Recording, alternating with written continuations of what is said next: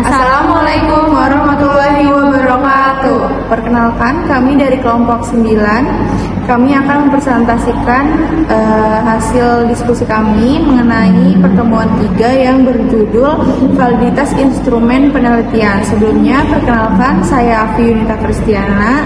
Saya Hasna Alia. Oke, langsung aja kita ke materinya. Baik, yang pertama kita akan membahas tentang validitas instrumen penelitian. Validitas menunjukkan seberapa akurat instrumen penelitian mengukur apa yang seharusnya diukur. Instrumen yang valid menghasilkan data yang sesuai dan relevan dengan tujuan penelitian. Sebaliknya, instrumen yang tidak valid atau memiliki validitas yang rendah akan menghasilkan data yang tidak akurat atau tidak relevan. Tujuan uji validitas. Uji validitas dilakukan untuk mengetahui apakah suatu instrumen sah atau valid untuk mengukur suatu variabel. Misalnya pada kuesioner. Angket atau kuesioner dinyatakan valid jika variabel yang akan diukur dapat diungkapkan melalui angket tersebut.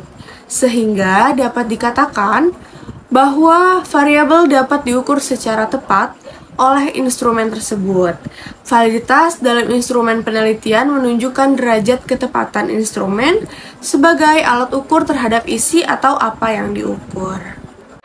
Selanjutnya ada validitas isi atau content validity. Validitas isi merujuk pada sejauh mana isi suatu instrumen penelitian sesuai dengan apa yang seharusnya diukur. Penilaiannya dapat dilakukan melalui analisis logis atau analisis rasional dengan melihat apakah item-item soal telah sesuai dengan kisi-kisi. Validitas isi dapat dikatakan sebagai penilaian yang didasarkan pada validitas muka atau subjektif. Nah, validitas muka atau face validity merupakan penilaian subjektif terhadap kesesuaian isi instrumen dengan apa yang diukur. Validitas muka terpenuhi jika seseorang ahli menilai tes dan menyimpulkan bahwa tes tersebut mengukur ciri yang relevan. Jika ahli instrumen menilai tidak sesuai, maka validitas muka akan dipertanyakan. Selanjutnya ada validitas logis atau logical validity. Nah, validitas logis merupakan tipe validitas yang lebih canggih dan modern daripada validitas muka. Validitas logis melibatkan definisi dari tingkah laku yang diukur menggunakan definisi logis. Nah, validitas logis sangat berguna dalam mengembangkan tes atau desain item yang logis. Karena kesubjektifan validitas isi, seseorang lebih cenderung melakukan kesalahan daripada validitas yang lain. Validitas muka terpenuhi jika seseorang yang ahli menilai tes dan menyimpulkan bahwa tes tersebut merupakan ciri yang relevan. Seseorang yang dapat melakukan penelitian tersebut adalah seseorang yang ahli dalam melakukan penilaian. Jika orang yang ahli tersebut menganggap instrumen tidak sesuai, maka validitas mukanya dipertanyakan. Sebagai contoh, sebuah tes aritmatika, dalam muka tes tersebut mengukur kemampuan aritmetik. Validitas muka dapat menjadi sangat penting digunakan dalam tes meskipun dalam beberapa kasus validitas muka tidak perlu dilakukan jika tes sudah valid dalam cara yang lain. Selanjutnya adalah validitas logis. Validitas logis merupakan tipe yang lebih canggih dan modern daripada validitas muka. Validitas logis melibatkan definisi dari tingkah laku untuk diukur menggunakan sebuah tes atau desain item yang logis. Validitas logis sangat berguna dalam mengembangkan tes, khususnya dalam bidang akademik yaitu prestasi. Validitas isi didasarkan pada keputusan yang subjektif. Oleh karena itu, untuk menentukan jenis validitas isi, seseorang yang lebih cenderung melakukan kesalahan daripada validitas yang lain. Namun, secara umum, menentukan validitas isi adalah perhatian pertama dalam mengembangkan semua instrumen. Selanjutnya ada validitas kriteria. Validitas kriteria ini mengukur seberapa baik skor suatu tes memprediksi suatu kriteria.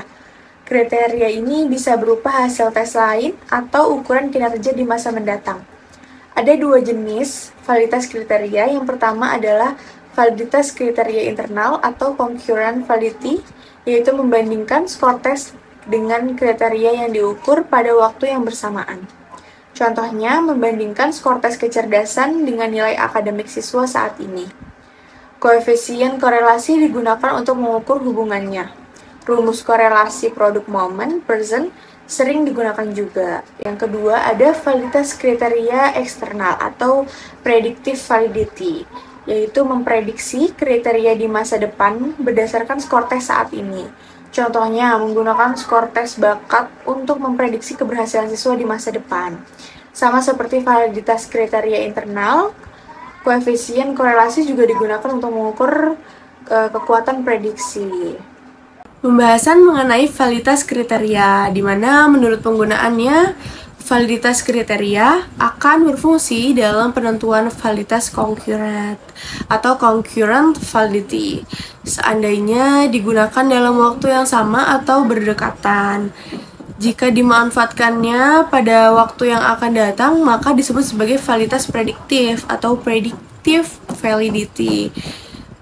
Koefisien validitas R, X, Y menghasilkan sebuah prediksi atau perkiraan validitas yang bersama-sama atau concurrent validity. Validitas prediksi melibatkan skor tes untuk memperkirakan sikap yang akan terjadi. Selanjutnya ada validitas konstruk.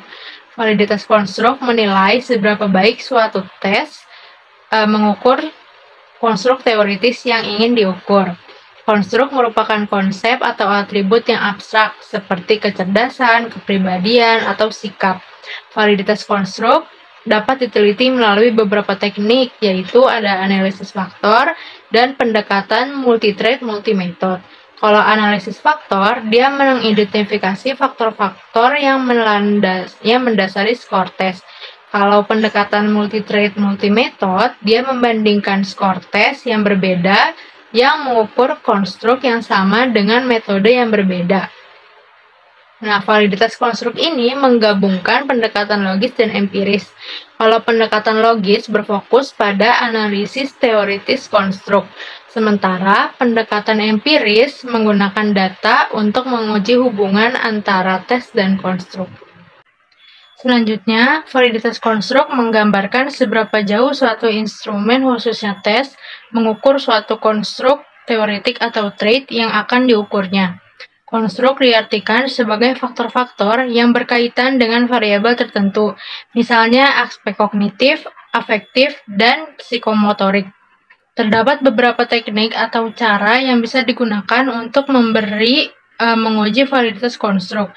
Salah satunya yaitu dengan mencocokkan faktor-faktor dalam instrumen dengan aspek yang akan diukur oleh instrumen tersebut. Dengan cara ini, maka kajian atau telaah teori harus dilakukan secara mendalam. Cara lain yang disarankan untuk menguji validitas konstruk dan dianggap lebih sederhana adalah dengan cara multi-trait multi-metode. Selanjutnya, menentukan validitas. Salah satu bukti validitas yang sering digunakan dalam penelitian adalah validitas butir atau validitas internal. Berikut ini adalah contoh perhitungannya. Tentukanlah masing-masing butir berikut ini apakah valid atau tidak dengan A sama dengan 5% atau 0,5. Di sini ada 15 nomor dan per nomornya itu ada 7 butir. Dari nomor 1 sampai nomor 7, dari butir pertama dan sampai butir ke-7 itu akan dijumlah. Lalu kemudian dilakukan seterusnya dan kemudian jumlah itu nanti akan kita masukkan ke dalam rumus. Nah, jika sudah dijumlahkan, selanjutnya kita akan mencari validitas dari butir 1. Nah, dimisalkan butir 1 sebagai X dan total skor sebagai Y.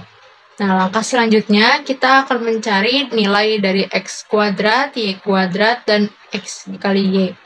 Caranya yaitu untuk nomor 1, X kuadrat. X-nya kan 2, berarti X kuadrat yaitu 2 dikali 2 sama dengan 4. Sama dengan yang Y kuadrat juga, Y-nya kan untuk nomor 1 25, dikuadratkan menjadi 625. Untuk XY yaitu X dikali Y yang artinya 2 dikali 25 sama dengan 50.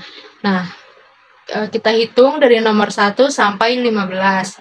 Lalu di total dan hasilnya seperti yang di bawah. Selanjutnya, hasil dari tersebut dimasukkan ke dalam rumus, lalu dihitung satu persatu. Selanjutnya, bisa disimpulkan bahwa R hitung ini hasilnya 0,55 yang tandanya lebih besar daripada 0,514 R table. Maka dinyatakan butir 1 valid. Sekian presentasi dari kami, kurang dan lebihnya mohon maaf. Wabillahi taufiq wal hidayah. Wassalamualaikum warahmatullahi wabarakatuh.